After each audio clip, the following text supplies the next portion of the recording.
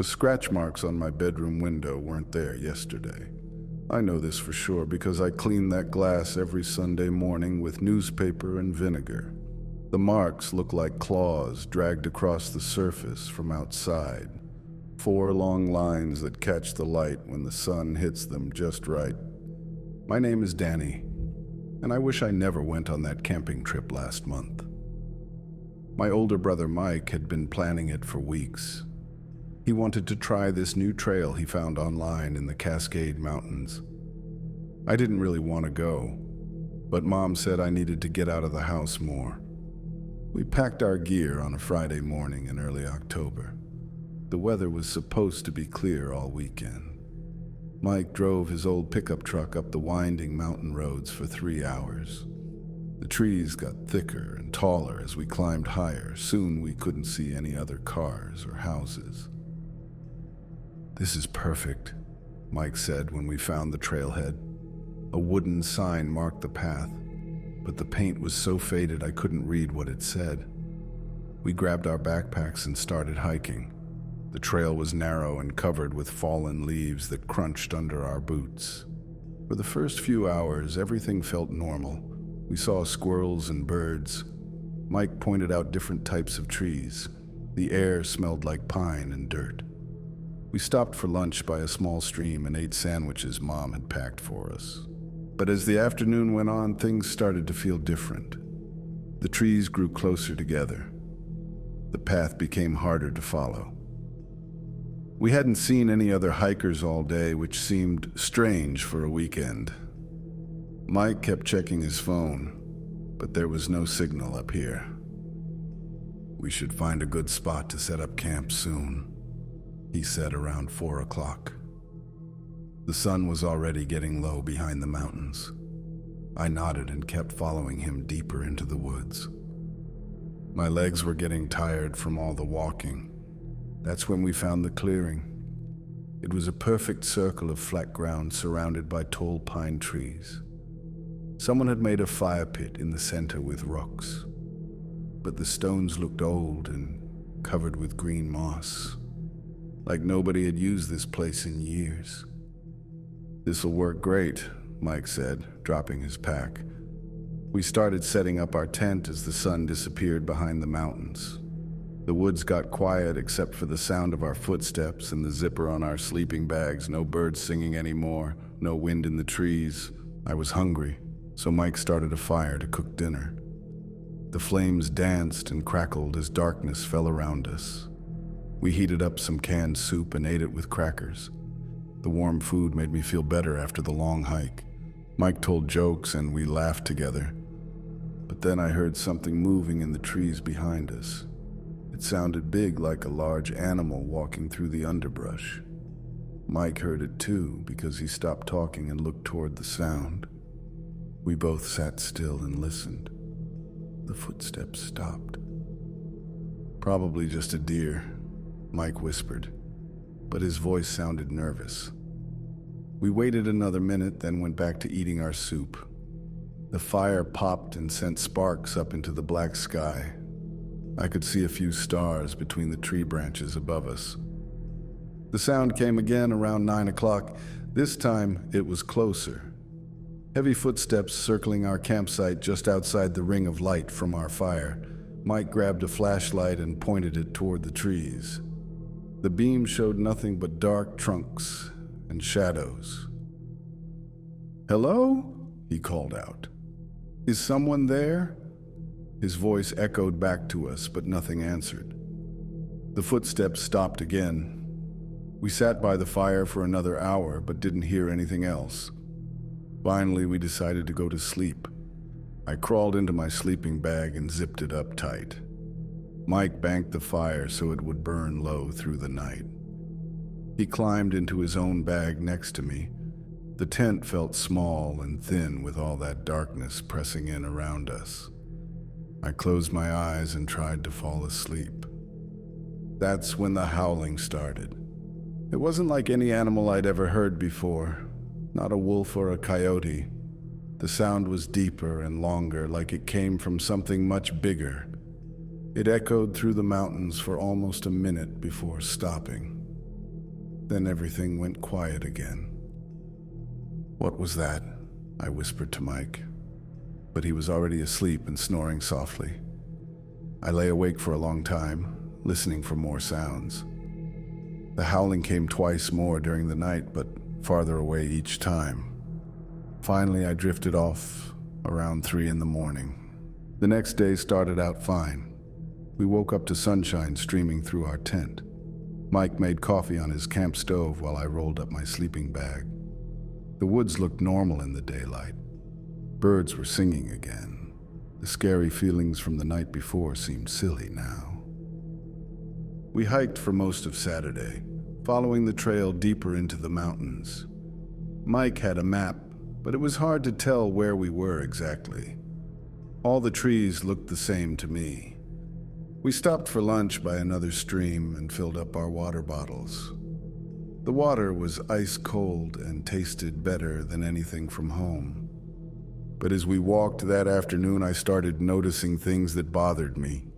Scratch marks on tree trunks that looked fresh. Footprints in the mud that were too big to be from a person. Mike saw them too, but he didn't say anything. We just kept walking. We made camp that night in another clearing, this one smaller than the first. Mike built another fire and we cooked hot dogs for dinner. They tasted good after walking all day. We played cards by flashlight until it got too cold to keep our hands outside our sleeping bags. The howling came again that night, but closer, much closer. It sounded like it was right at the edge of our campsite. I could hear breathing in the darkness beyond our tent. Slow, deep breaths like something big was watching us. I wanted to wake Mike up, but I was too scared to move or make any noise. Morning came eventually. Mike was already awake when I opened my eyes. He looked like he hadn't slept much either. We packed up our gear without talking much and started hiking back toward the truck. I wanted to get out of those mountains as fast as possible, but we got lost on the way back. The trail we'd followed the day before seemed to have disappeared.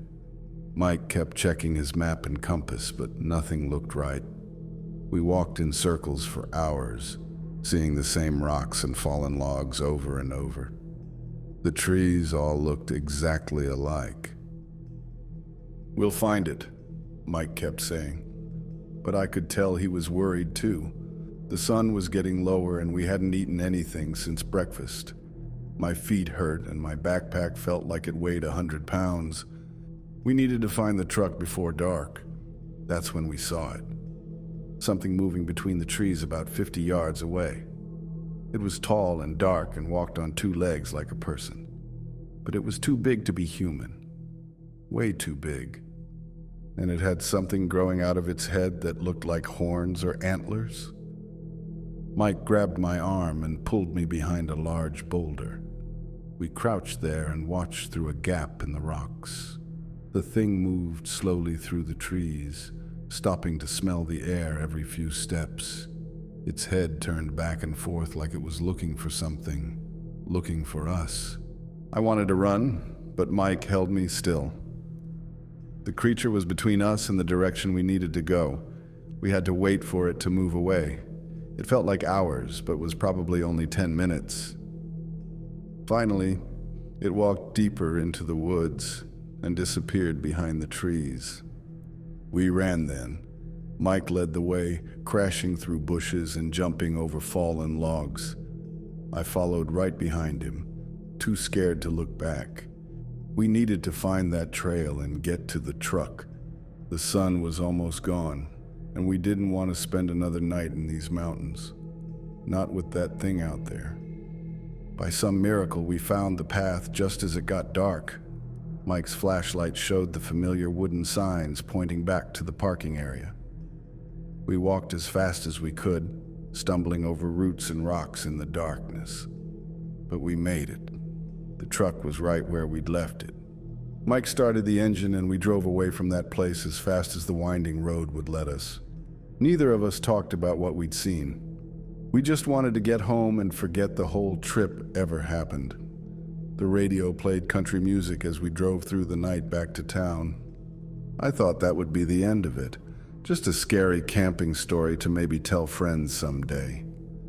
We got home Sunday morning and unpacked our gear. Mom made pancakes and asked about our trip. We told her it was fine and left out all the scary parts. She didn't need to know, but things started getting weird that same week. Little things at first. I'd hear footsteps outside my bedroom window at night. When I looked out, nothing was there. Just our backyard and the neighbor's fence. But the next morning, I'd find those scratch marks on the glass. 4 long lines like claws. Then our dog Rusty started acting strange. He'd been with our family for 6 years and never caused any trouble. But now he barked all night long at something in the yard. He wouldn't go outside after dark, not even to go to the bathroom. Mom had to drag him out on his leash, and he'd whine the whole time. I started having bad dreams too. Always the same one. I'd be back in those mountains, walking through the dark trees alone. Something was following me, just out of sight. I could hear its footsteps getting closer and closer. I'd run as fast as I could, but it was always right behind me. Then I'd wake up sweating and scared. The scratches on my window got worse. More lines appeared every few days. Some of them went all the way across the glass from top to bottom. I tried to clean them off, but they were too deep. The glass was actually cut, like something with very sharp claws had dragged them across the surface over and over. Mom noticed them too and asked what happened. I told her I didn't know. She said maybe a tree branch had blown against the window during a storm. But there hadn't been any storms lately, and the nearest tree was 20 feet away. There was no way a branch could reach my window.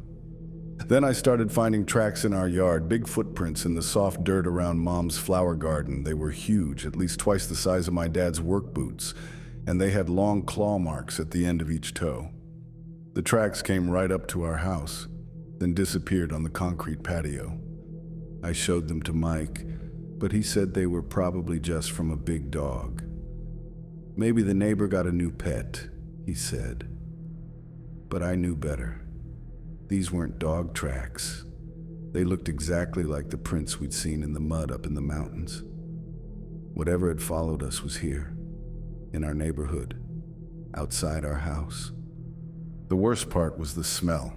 Sometimes when I opened my bedroom window for fresh air, this awful odor would drift in, like something dead mixed with wet fur and dirt. It was so strong it made me gag.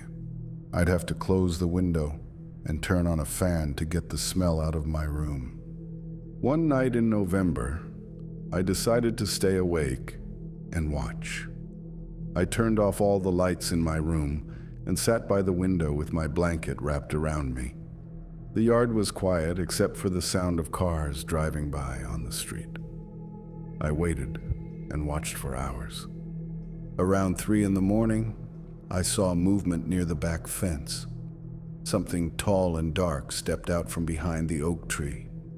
It moved slowly across the yard toward our house. As it got closer, I could see it better in the light from the street lamp.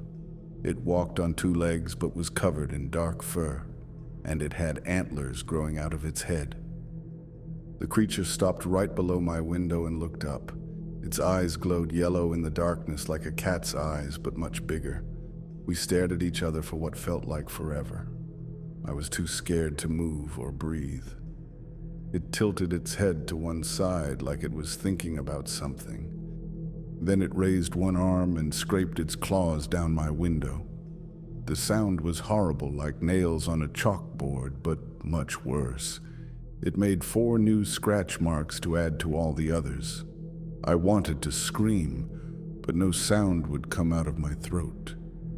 The thing watched me the whole time. After making the marks, it turned and walked back across the yard. It moved between the trees and disappeared into the darkness. I sat by that window until sunrise, too scared to go back to bed. When morning came, I could see the fresh scratches clearly in the daylight. 4 more deep lines in the glass. I couldn't keep this secret anymore. I had to tell someone. At breakfast, I tried to explain to Mom and Mike what I'd been seeing, but it sounded crazy even to me. A monster from the mountains that followed us home. Mom felt my forehead to see if I had a fever. Mike said I was just having bad dreams from the camping trip. "There's no such thing as monsters, Danny," Mom said in her gentle voice. "You're just stressed about school starting up again." She made me hot chocolate and told me everything would be okay. But I knew she was wrong. This was real. The creature was real. And it wasn't going away. Things got even worse after that. The scratching sounds came every night now. Sometimes on my window, sometimes on the walls of the house. I could hear it walking around outside, circling our home like it was looking for a way in. Rusty barked constantly and wouldn't eat his food. Even Mom started to notice something was wrong. "Maybe we should call the police," she said one morning. "If there's a wild animal in the neighborhood, they should know about it." But what could I tell them? That a monster from a camping trip was stalking our house? They'd think I was crazy. They'd probably want to put me in a hospital or something. Then Mike found the first dead squirrel. It was on our front porch when he left for work, torn apart like something had played with it before killing it. The next day, there were 2 dead birds by the back door. Then a neighbor's cat went missing. Mrs. Peterson put up flyers with pictures, but I knew she'd never see Mittens again. The creature was getting bolder. One evening, while Mom was cooking dinner, I saw it standing at the edge of our yard in broad daylight. It didn't try to hide behind trees anymore. It just stood there watching our house, moving its head back and forth like it was memorizing every detail. When Mom looked out the kitchen window, it stepped back into the shadows and vanished. I started sleeping in the living room on the couch. My bedroom felt too dangerous with that window right there. At least in the living room, I was in the middle of the house with walls on all sides. But even there, I could hear it moving around outside, walking on the roof sometimes, scratching at the front door. Mike finally believed me when he saw it himself. He was taking out the trash one night after dinner when it appeared at the end of our driveway. Even from inside the house, I could hear him yell. He dropped the garbage bag and ran back to the front door, slamming it behind him. His face was white as paper. "What was that thing?" he asked, breathing hard. I told him it was what we'd seen in the mountains, the creature that had been following me ever since we got home. Now he understood why I'd been so scared. It was real, and it was getting closer to us every day. We tried to research what it might be, but couldn't find anything helpful online. There were stories about creatures in the mountains, but nothing that matched exactly what we'd seen. Most of the stuff we found was just made-up stories or blurry photos that could have been anything. We needed real help, not internet rumors. Mom finally saw it too. She was coming home from work late one evening when it stepped out from behind her car. She screamed so loud that neighbors came running. By the time they got outside, the creature was gone, but Mom was shaking and couldn't stop crying. She believed us now. We called the police that night. Officer Martinez came to take our report, but I could tell he didn't really believe us. He wrote everything down and promised to have extra patrols in our area. But what good would that do? This thing was smart. It would just wait until the police cars were gone, then come back. That's when I realized something important. The creature wasn't trying to hurt us. If it wanted to attack, it could have done it weeks ago. It was much bigger and stronger than any of us. No, it was doing something else. It was watching us, studying us, like it was trying to understand what we were. But why? What did it want with our family? I thought back to that night in the mountains when we'd first heard it howling. We'd been in that clearing with the old fire pit. Maybe that place was special to it somehow. Maybe we'd camped in its territory without knowing it, and now it was trying to figure out what to do about us. The scratching on my window stopped after Mom called the police, but I knew the creature was still around. Sometimes I'd catch a glimpse of yellow eyes reflecting streetlight from the shadows, or find new tracks in the soft dirt after it rained. It was being more careful now, but it hadn't left. It was just waiting. Winter came early that year. Snow started falling in late November and didn't stop for days. I hoped the cold weather might drive the creature back to the mountains where it came from. But the tracks in the snow proved I was wrong. They led from the woods behind our neighborhood right up to our back door. Then they disappeared on the concrete steps. One night in December, I woke up to find my bedroom window wide open. I always kept it locked, especially after everything that had happened. But somehow it was open with cold air and snow blowing in. The screen was torn like something with claws had ripped through it. I slammed the window shut and checked the lock 3 times. That's when I saw the message. Written in the frost on the outside of the glass were letters that spelled out words. The writing was shaky, like someone had used their finger to trace each letter. But the message was clear enough to read, "Come back." I ran to get Mike, but by the time we returned to my room, the writing was gone. The window had fogged up from the warm air inside, hitting the cold glass. Mike said I must have dreamed it, but I knew what I'd seen. The creature wanted us to return to the mountains, to that clearing where we'd first encountered it. The next morning, I made a decision. I was going to end this once and for all. The creature wanted us to come back. Fine. I'd go back to those mountains and face it. Maybe then it would leave my family alone. I couldn't live like this anymore, always scared and looking over my shoulder. Something had to change. I didn't tell Mike or Mom what I was planning. They just tried to stop me. Instead, I packed a small backpack with some food and water. I took the bus to the edge of town where the mountain roads began. Then I started hitchhiking. A truck driver picked me up and gave me a ride most of the way to the trailhead. It was getting dark when I started hiking up that familiar trail. Snow covered the path and made it hard to follow. My breath came out in white puffs in the freezing air. But I kept walking. I had to reach that clearing before morning. I had to end this. The woods were different in winter, quieter and more open with all the leaves gone from the trees. My footsteps crunched in the snow as I climbed higher into the mountains. I used my phone's flashlight to see the path, but the battery was getting low. I needed to find that clearing soon. I heard the howling around midnight, the same deep, long sound from our camping trip 2 months ago. But this time it didn't scare me. It was like the creature was calling to me, telling me I was going the right way. I followed the sound through the dark woods until I saw the clearing ahead. It was waiting for me there, standing in the center of that circle of trees like it had been expecting me. Up close, it was even bigger than I remembered. At least 8 feet tall with broad shoulders and long arms. Its antlers spread wide above its head like the branches of a tree. Its yellow eyes watched me as I walked into the clearing.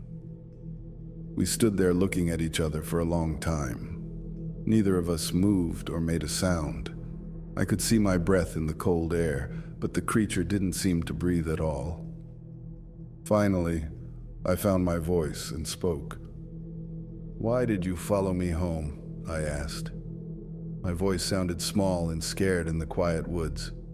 The creature tilted its head like it was thinking about my question. Then it opened its mouth and spoke back to me. Its voice was deep and rough, like rocks grinding together. "Lost," it said. Just that one word. Then it pointed at me with one long finger. "Home?" it asked. The creature wasn't trying to hurt me. It was asking for help. It had followed us because it was lost and didn't know how to get back to where it belonged. I understood then. This clearing wasn't its home. It had been lost in these mountains for who knows how long. When it saw us camping here, it thought maybe we could help it find its way, but we'd run away before it could ask. So it had followed us, trying to get our attention. The scratching and the dead animals were its way of trying to communicate. "Where is your home?" I asked. The creature pointed deeper into the mountains, toward peaks I couldn't see in the darkness. It made sounds that weren't quite words, but I got the message. Its home was far from here, farther than a person could walk. It needed help getting there. I thought about it for a minute. How could I help this lost creature? I was just a kid with no car and no way to travel deep into the wilderness. But maybe there was something I could do. Maybe I could ask someone who knew these mountains better than anyone. "Wait here," I told the creature. "I'll be back." It nodded like it understood and sat down in the snow to wait. I hiked back down the trail as fast as I could in the dark. My phone was almost dead, but I had just enough battery to make one call. I called my Uncle Robert. He was a park ranger who worked in these mountains. If anyone would know how to help a lost creature, it would be him. I told him everything about the camping trip, the thing following us home and finding it lost in the clearing. I expected him to think I was crazy, but he listened quietly. "I'll be there in an hour," he said. "Wait for me at the parking area." Uncle Robert believed me. Maybe he'd seen things like this before in his years working in the mountains. I hiked back down and waited by Mike's truck, which was still parked where we'd left it months ago. Uncle Robert arrived just as the sun was coming up. He brought another ranger with him and a truck full of equipment. They listened as I explained everything again. Then we all hiked back up to the clearing together. The creature was still there, sitting patiently in the snow just like I'd left it. The two rangers weren't scared at all. They approached the creature slowly and spoke to it in calm voices. Uncle Robert seemed to understand what it was saying when it made those grinding sounds. After a few minutes, he turned back to me. "It's been lost for almost a year," he explained. "There was a big landslide last winter that blocked the passes to its territory. It's been wandering around trying to find another way home. When it saw you and Mike, it hoped you might help it." The rangers had a plan. There was an old logging road that went deep into the mountains where the creature needed to go. They could drive it most of the way there in their truck. It would be back in its own territory by evening. Finally, it could go home. The creature seemed to understand what was happening. It looked at me one last time and nodded its big head. Then it made a sound that was almost like "thank you" in its grinding voice. The rangers helped it climb into the back of their truck, and they drove away into the mountains. I never saw it again after that day. The scratching on my bedroom window stopped. Rusty went back to his normal, happy self. No more dead animals appeared in our yard. The creature had found its way home at last, and our family was safe. Sometimes on clear nights, I look up at the mountains and wonder if it's still up there, living peacefully in whatever territory it calls home. I hope it found others like itself. I hope it's not lonely anymore. Mike and I never went camping in those mountains again. We found other places to hike and explore. Places where we were just visitors, not trespassers in someone else's home. I learned an important lesson that winter. Not everything that seems scary is trying to hurt you. Sometimes the monsters are just lost and looking for help. But I still keep my bedroom window locked at night, just in case.